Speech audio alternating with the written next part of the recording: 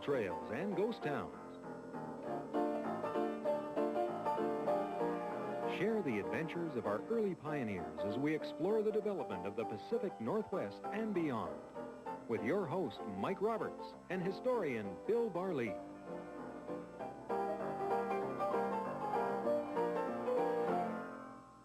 Welcome to Gold Trails and Ghost Towns. I'm Mike Roberts with Bill Barlee, and the sign that you see down in front, the Butterick pattern sign, may indicate to you that we're going to do a story about crocheting or sewing or something. It's not the case. It's one of Bill's artifacts. Of course, where did you get that big From sign? Roslyn, Mike. Roslyn? Yep. And the area we're talking about today has nothing to do with Roslyn specifically. No, but we're just east, Mike. We're still in the West Kootenai country, and we referred to this in one other program for about 30 seconds. And what we talked about was the Kootenai treasure. And really, the Kootenai treasure is also Chickamin Mountain. It's the Big Ledge. It's Metal Mountain. Went by a number of different names because it was famous all through the West. Because what it was really was on the east shore of Kootenai Lake in that wild and inaccessible part of British Columbia in the 1830s, there was a ledge of solid lead, zinc, and silver, mostly lead and zinc, and it was about half a mile long and many feet thick, just back from the lake, and everyone who traversed that part of Kootenai Lake was able to see it. And the Hudson's Bay Company knew about it, and in fact, some of their men went there because they knew it was a massive lead, zinc, and silver deposit, and this is what they made out of it. In other words, they were going there to manufacture musket balls. Now, the Indians would use a knife like this, Mike, and they would actually pry the lead out, right out of the seam, right out of the vein, and they would shape it into musket balls, drop the musket ball down the barrel to make sure it fitted, and so they make them a little bit smaller. But the white men, they were a little different. So the Hudson's Bay employees, they would take along a musket ball mold, and they'd melt the lead down, then pour the lead right through the hole here, and then extract the musket ball. This was how rich this ore was. It was so rich, it required next to no smelting to get at it. It was just incredibly rich, almost pure lead. Now, you get the story that's handed down through the years, Mike, that some of these musket balls were silver. Well, silver hasn't the melting point of lead, so that's probably exaggerated. But certainly the Hudson's Bay Company was interested in it. A guy called Chief Factor Archibald McDonald, who was the chief factor at Fort Colville, one of the major forts in the West. He went up there to investigate and took along a small assaying outfit, didn't know much about it, and walked away from it. And so it kind of remained only in legend and myth in the West and until the 1870s. Then a guy comes in there, and he's very fast off the mark. He's a bit of a rascal, a guy called Henry Doane. And he gets some very rich silver ore. And he goes down to San Francisco. And there are a lot of wealthy individuals in San Francisco who'd made a lot of money in the Midwest, in Nevada, and all through that mining country in the United States. And he goes and sees a guy called George Hearst. Now, George Hearst is interesting. The name's familiar. That's right. William Randolph, I think of. That's right. William Randolph was his son. And George Hearst actually was a mining man who got his start in the Comstock, made a fortune there, but was always interested in mining. Eventually he staked one of the most famous mines in the United States, which was the Homestake mine in South Dakota. That was the richest gold mine in the world. But prior to that, he was still interested in these mines in Canada. So he looks at Doane, but he doesn't quite trust Doane. And he looks at this ore, and this ore is really quite spectacular. So Doane wants $10,000 cash. Hearst gives him $1,000 cash and puts the other $9,000 on hold. And then he says he'll meet Doane in Colville, which he does. He goes to Fort Colville, he meets Doane, but Hearst is a smart boy. He's experienced enough. He takes along his assay outfit and an assayer. Now, this is a real shock to Doane, because he's been up to the Metal Mountain, and he knows that there probably isn't much silver. There's a lot of lead and zinc, but he knows that Hearst is not interested in lead and zinc specifically. He's interested in lead, zinc, and silver. Yeah. So what happens is, Mike, is they travel along a very, very tough route going into Canada, crossing over the 49th parallel, and here's what they do. They travel up, cross the 49th parallel, travel up the Kootenai River, which is pretty tough, a lot of sandbars. Columbia River, right? Or, excuse me, Columbia River, a lot of sandbars and a lot of current. And when they get to the mouth of the Kootenai River, and the Kootenai is a very, very treacherous river at this time. This is before it was dammed. They have to portage all the way through the tough stretch. And it drops hundreds and hundreds of feet in this little stretch here. Finally, they get back in their boat and West Arm, and they row up the West Arm. They cross over at Kootenai Lake, and they come into, and they see it when they're offshore. They can see this magnificent deposit of silver, lead, zinc. And even Hearst is impressed. But they land, they start sampling it, and Hearst soon finds out that there's very little silver there. There is some silver, but not much. Certainly not enough to interest him. It's almost inaccessible. So he's outraged, absolutely outraged. He fires Doane right on the spot, strips him of all his gun and all his belongings, takes all the money he had, says, you get back to Colville by yourself. Hearst walks away from it. And that's not the end of the story. That certainly is not the end of the story. So it had a bit of a weak start, but when we come back after this break, the whole subject of Chickaman Mountain, Metal Mountain, will be resurrected again, and the riches will come from it. We'll be back in a moment.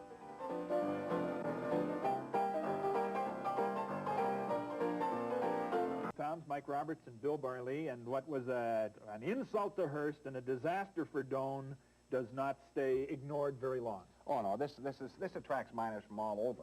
And miners know about it from all over, but it's a very inaccessible area. But in 1882, 4 guys decide to stake it. And these are 4 Americans who come over the line from Sandpoint, Idaho, and they start rowing up Kootenai Lake in 2 different boats. But they're all together, and the leader is rather an interesting guy. He's a rogue with an interesting background. He has a flashpoint temper. He comes from a well-known family in the eastern United States with a lot of influence and a lot of wealth. He's tramped all over the West, staking mines, making fortunes and losing them, getting in some brawls, and perhaps he is a murderer, because he's certainly wanted in California for questioning about a murder in California, wanted also in Washington Territory. Who's this guy? And his name is Robert Evans Sproul. And Robert Evans Sproul is probably one of the key characters in the whole story. So he is determined, as leader of this expedition, to stake Metal Mountain.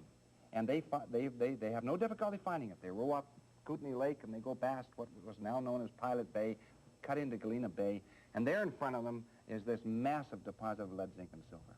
So they step shimmers ashore. for them as well. Oh, you bet it does. They instantly visualize that they are all millionaires, not knowing that most of it is lead and zinc, and there isn't as much silver there as there appears to be. So they step on shore, and they immediately, that very day, and this is the first part of June in 1882, they start staking they stake 4 claims. They stake the Kootenai Chief, they stake the Comfort, they stake the Ruby, and then they notice a few flowers growing on the bank up there, and they're bluebells, and Sproul looks at it and says, we'll stake the Bluebell. And that's the key, the famous Bluebell. Yeah. So they stake these 4. He keeps the Bluebell in his name. Each one of his partners takes one of the other claims. And now the interesting part about mining law at this time was this, is there was open season, Mike, from the 1st of June until the 31st of October, which is really quite late in the Kootenai country. Mm-hmm. You had to be on your claim all that time, never an absence of more than 72 hours. And they know this. Everyone's aware of this. So they cut their stakes. One of the guys goes way back to the Wild Horse, over 200 miles over a rough trail to record their claims, which they do. So they're all legally recorded. They're sitting there. And the 3 partners wait through June, July, August, and finally they leave in the middle part of September. They're going to take a chance. Because what it means is if they leave, somebody else can legally come in and stake those claims. But they leave Sproul there. And Sproul hangs on all through September, all through most of October. And remember, the cutoff date is the 31st of October. Yeah. On the 25th of October, he gets sick, and he starts running out of food.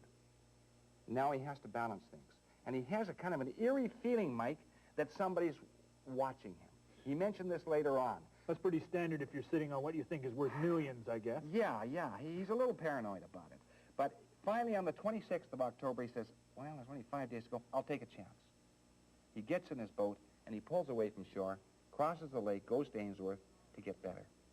Within hours, a very well-equipped boat puts into shore, and in charge of this boat is a guy called Thomas Hamill. Young Englishman, about 27 years old at the time, really kind of a dandy in the gold fields. And he has 2 partners with him, but the guy behind the whole thing is Captain Ainsworth, member of the famous Ainsworth family, transportation family, mining family, Portland, Oregon, very well known through the early West. And Ainsworth wants this Metal Mountain property, or Chickaman Mountain, or the Kootenai treasure. And the law says that unless the prospector stays with it up till the 31st, anybody who comes to it after that time can claim it as their own? That's right. So they wait the 72 hours. Sproul does not return. They look at his posts, they put up their own posts, and they legally claim the ground. Then they leave it, because it's after the 31st. They're allowed to. Sproul comes back with his 3 partners next spring, and notice that his ground has all been restaked. He almost goes berserk. And Hamill is there. and he's only restrained by considerable difficulty by his partners and Hamill's men, and so they take it to court, and Sproul makes another mistake. He gets a guy called Bailey Groman, who is well known in the Kootenays at that time, and Bailey Groman fancies himself a lawyer. He isn't really a lawyer. He's a barracks room lawyer. He thinks he knows the law. And they bring in a judge who had been a veteran miner, a guy called Kelly. And Kelly realizes that probably Sproul was wrong, and certainly his partners are wrong. But he drops back to common sense law, and he comes up after 7 weeks. 7 weeks this court lasts, and Bailey Groman talking about 6 weeks of it, okay? And, but anyway... Arguer of the law. Oh, yeah, it was awful. Just a bore. And, but anyway, as a result, Kelly rules in favor of Sproul and his 3 partners. And he says Hamill can't have it. Well, Ainsworths aren't going to take that, nor is Hamill. Certainly not the Ainsworth. They have lots of money behind them. Yeah. So they take it to appeal court in Victoria. And it's held before 3 judges in Victoria, and the presiding judge is Matthew Bailey Begbie, the great Matthew Bailey Begbie. Any relation to Bailey, what's his name? Bailey Groman? Yeah. Well, it's interesting. The names are spelled exactly the same. Bailey Begbie and Bailey Groman, B-A-I-L-L-I-E, both of them. And so they look over this case. This case lasts a considerable amount of time, and they decide in 4 out of 5 points against Sproul. 4 out of 5. But Sproul is allowed to retain the Bluebell, which is really the key. But now Sproul's in a spot, because he had made a previous agreement with Bailey Groman. His lawyer. That's right, and the previous agreement was that if they won the case, Bailey Groman was to get 1/3 of the Bluebell, even if they didn't win the case. So now he claims his 1/3 of the Bluebell. Even though 4 out of 5 of the components of the court case went against him, that's right. Bailey Groman's going to take his pound. That's right, he takes his pound of flesh. And Sproul is just livid about this, absolutely livid. He tries to assassinate Bailey Groman on the trail to Sandpoint, Idaho, and misses him, because actually Bailey Groman's horse shied away. And another time he tried to assassinate him on a train when he met him there accidentally, and then the conductor managed to restrain. So Sproul is just about going out the deep end, and Bailey Groman had sold his 1/3 interest. Guess who to? Hamill, who represents the Ainsworths. So now the Ainsworths have the other 3 claims, and they have 1/3 of the Bluebell. So now Sproul's in a spot again. He says, well, what'll I do? He sells it to a guy called Dr. Hendricks, his 2/3 share, and Hendricks forms a new company called Kootenai Mining Company. And so now Sproul is a part owner of the Kootenai Mining Company, and Hendricks has great ideas for the Bluebell and to build a smelter down the lake and everything else. And so a couple of years pass. And 1885, the spring of 1885, Sproul is over in Ainsworth, and he hears by the grapevine that Hamill is going to start working on the Bluebell. Oh, his lifelong nemesis? Yeah, he goes right off the deep end. He jumps in his boat with his rifle. He rows across the lake, right to Galena Bay, and he puts into shore, and he goes to see 2 guys who were there, who were working on a claim for he and Hendricks, the 2 Wolf brothers, Charles and Adam Wolf. And he borrows Adam Wolf's rifle. He doesn't use his own rifle. He needs 2 He rifles. says, I'm going hunting. Well, he was going hunting. But guess who he's hunting for? He's hunting for Hamill. Hamill is. And Hamill is out working on part of the Bluebell property, and this is just too much for Sproul. And all they hear, the only evidence is a guy called Nick Benouf hears a shot ring out, and he is working for Hamill. He doesn't pay attention to it. Figures somebody's out hunting. He returns to his cabin at about noon, June the 1st, 1885, returns to his cabin about noon and sees poor Hamill lying, bleeding to death on the trail, shot through the back, right through the spine. Hamill lasts about an hour. He is not conscious. He can't say who shot him, and of course, if he was shot in the back, he wouldn't have seen him anyway. And now we have a real problem, because they have to inform the authorities. And sitting over in Ainsworth is a guy called Harry Anderson, Constable Harry Anderson, British Columbia Provincial Police. Now, he's an interesting guy, because his father was A.C. Anderson, Alexander Caulfield Anderson, who was one of the great pathfinders of the Hudson's Bay Company. You figure pathfinding's kind of a genetic thing in this? Well, I think it was with Anderson for sure. Because he goes down, gets in his boat, Mike, rows furiously across the lake to Bluebell, and talks to the miners, and they start lying to him. They say, oh, gosh, no, it couldn't have been Sproul. He left here hours before, and we heard the shot around noon, and they lie and lie and lie, of course. And they said, anyway, Sproul just left for Ainsworth, and Anderson doesn't understand that because he didn't pass Sproul. Yeah. But anyway, he goes back to Ainsworth to check him out, and there's no Sproul there, and he hasn't been there. So now he figures, he's got the jump on me. He's headed down Kootenai Lake towards the U.S. line. He wants to cross over into Idaho, and once he's into Idaho, he's out of Anderson's jurisdiction. So Anderson is an excellent tracker himself. He picks up a couple of Indians who know that territory, too. And they go down the lake. Rowing furiously. Rowing furiously. This is a chase scene, right? Oh, yeah. I like this. And probably an advantage because all three of them take turns at it, you see. And they cut down there by the Creston area and start tracking, and they come across the path of somebody heading south. And they're not sure, of course, whether it's Sproul or not. But they keep on this path several days, and they keep on moving towards the U.S. border. And finally, they figure they lost him, so they camp about a mile this side of the U.S. border, just this side of Idaho, about 1 mile from the border. They camp there at night, and they think, gosh, we've lost him. Breakfast the next morning, smoke's coming up from the campfire. Out stumbles out of the brush a man, all disheveled and haggard, and guess who it is? It's Sproul. Quick as a wink, Anderson claps the cuffs on him, arrests him for the murder of Hamill, takes him back to Ainsworth. He is then taken into Victoria, where he stands trial. Yeah. But interesting thing happens. All the guys who knew a lot about it, they all lie for Sproul. They like Sproul, even if they've worked for Hamill, they like Sproul. And not only that, there's intervention from the United States government. Now, Grover Cleveland is the President of the United States at this time. He intervenes, evidently, or one of his emissaries intervenes personally with the Canadian government to have a stay of proceedings, to say, no, this guy should not hang. There's not enough evidence. The Canadian government doesn't pay any attention to the American government. They sentence Sproul to hang on the 6th of January, 1886. More pressure's put on. There's a big protest meeting held in Victoria, and people say, no, this guy shouldn't hang. So the Canadian government puts it off till later in the spring. The date comes up again. American government intervenes again. More protests. So the Canadian government puts it back in the summer.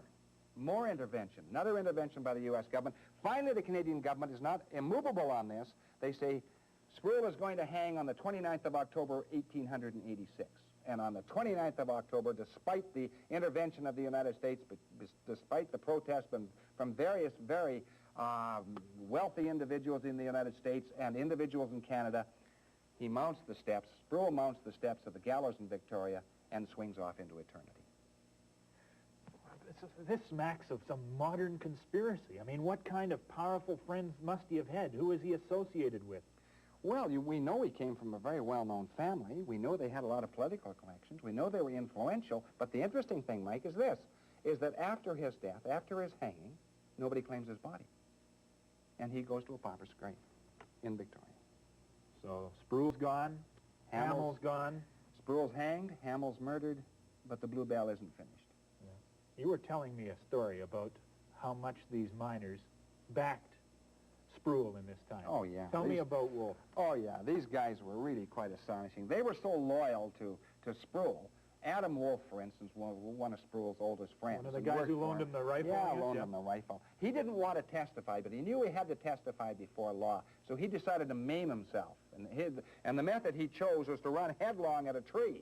And he hit that tree, fell back, dazed himself, got up again, took another run at the tree, dazed himself pretty heavily this time, staggered to his feet, took a third run at the tree, and knocked himself completely unconscious, hoping he wouldn't have to testify. They waited till he got better, and they made him testify anyway. And Sproul hanged. Sure. That's not the end, of course, of the Bluebell and all those stories. That just takes care of the 80s. The 90s are just around the corner, and we'll do that after we come back from this break.